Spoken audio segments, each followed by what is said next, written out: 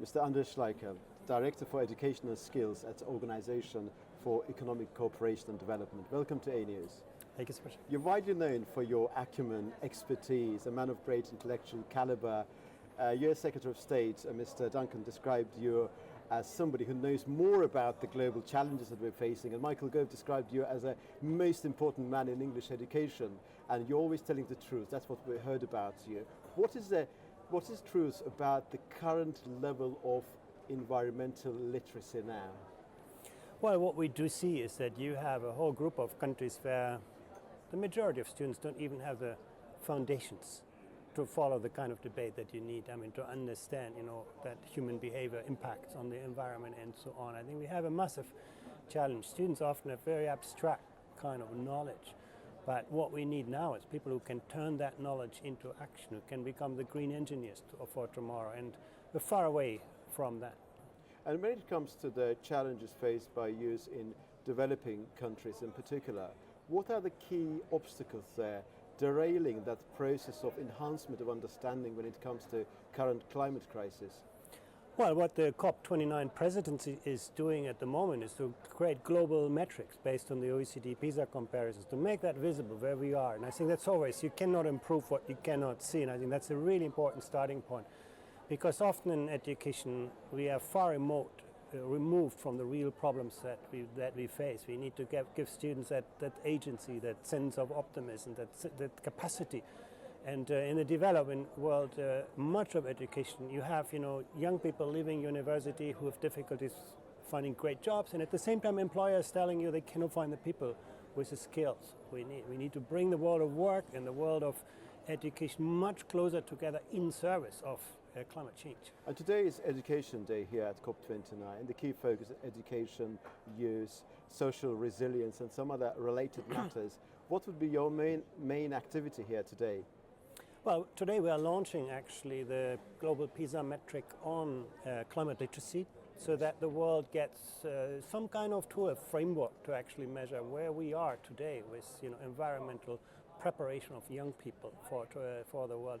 But we're also looking at the kind of factors that can shape this. How can we adapt our frameworks, our instructional systems? How can we prepare teachers better to help young people get more involved in those kinds of issues?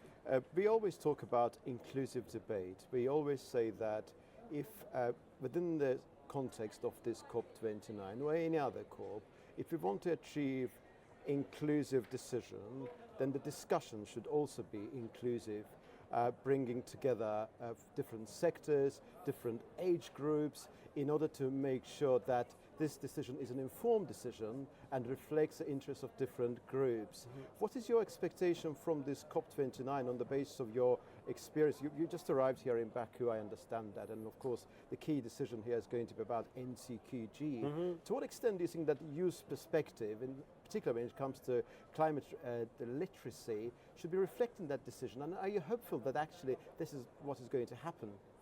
Well, I'm hopeful because we all know that ultimately this is about human behavior. And I think this COP29 is an amazing opportunity actually to realize the importance that the knowledge and skills and the attitudes and values of people play in shaping the future. And this is about consumer behavior. In the short term, yes, we need to educate people for providing the green technologies and the tools for climate mitigation and adaptation. In the long run, we need to address human behavior, and that is what inclusion is about, enabling people to actively participate to shape tomorrow's world. And there is no other way, no shortcut to providing people with better skills to compete, collaborate and connect in this world. You have been engaged in different assessment over the past 2 decades. When you look at the current landscape and the current comprehension of some of the challenges that we are facing, have we moved far from, let's say, early 90s when it comes to this environmental challenge and climate literacy? Could we confidently say that now we are much better, but there's more to be done, of course? Well, it depends where you look at. You can look in Southeast Asia. You can look at a country like Vietnam that used to be sort of at the bottom and is now moving to a level where we find many high-performing European countries. You can look to Estonia in Europe. Portugal in Europe, some of the East Asian countries. Now, if you look at Korea, parts of China, I mean, there we have seen massive improvements in this. That makes me optimistic that this is an achievable goal. But if you ask me on average, there are as many countries that have moved backwards than have moved forwards over the last years. So I think there's a lot of work to be done. And what specifically about this region, wider Central Asia region, which entails not just South Caucasus, but also 5 Central Asian countries? 2 days ago, I was attending an event related to developing landlocked countries which are facing specific challenges.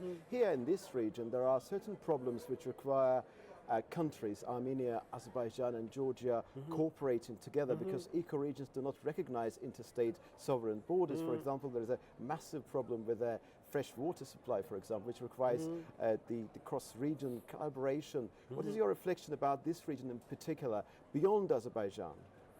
Well, if you look at the region, there is still a very formidable skills gap. All of the countries are actually on the move. That's the positive thing. You can look at Azerbaijan as a country that recognizes its challenges in education, but you can see lots of initiatives, lots of movement. The fact that Azerbaijan as a country with all its challenges is ready to establish metrics for moving forward is an indication these countries want to move forward. But there is a still big gap between the past of education that was mainly about accumulation of very dry knowledge and the capacity of people to put that into action. Now, this world no longer rewards you just for what you know. Now, Google knows everything. Yes. The world rewards you for what you can do with what you know. And I think you can see movement in this direction, but it's still a long way to go in the whole region here. That's not just for the Caucasus region, but you can look at the Arab countries around it, and very, very similar phenomenon. Disconnect between what the world needs and what current education provides. It's interesting you said that. We noticed that here at COP29, in particular during the first day, we heard very, very flamingly defined speeches.